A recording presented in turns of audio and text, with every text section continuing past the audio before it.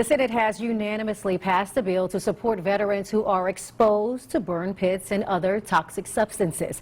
The package requires the VA to train personnel to identify and treat illnesses from toxic exposure. It will also make all troops eligible for VA health care for 10 years after separation and create a new open enrollment period for younger veterans whose coverage has expired.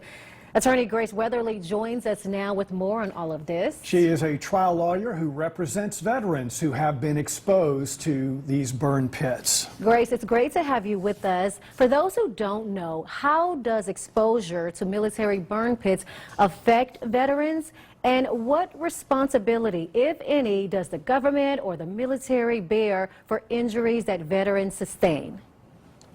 Well, here in the United States, there's no way a city or municipality or any group could incinerate all of their waste without any type of filtration system or any protection for the environment. But the military's done just that in Afghanistan, particularly most recently, through the use of these burn pits to rid the military bases of all types of waste: medical waste, human waste, used vehicles, used tires, jet fuel, all kinds of explosives. I mean, they detonate explosives that they don't use.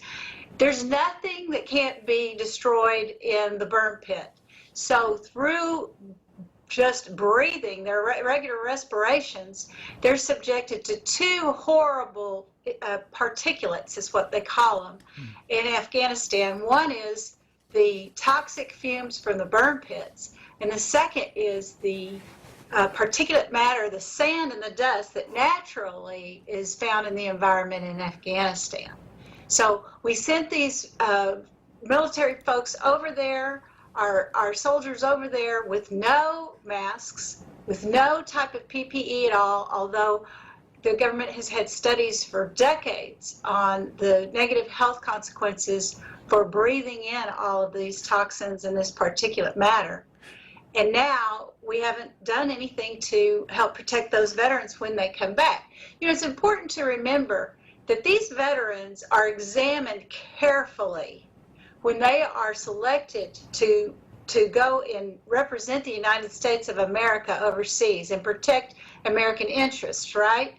But yet when they come back and they develop health consequences later, their health claims are denied and they're treated in a very suspicious manner, as if the culture seems to be at the Veterans Administration that you deny each claim because these veterans are trying to scam the government and get benefits that they're not really entitled to.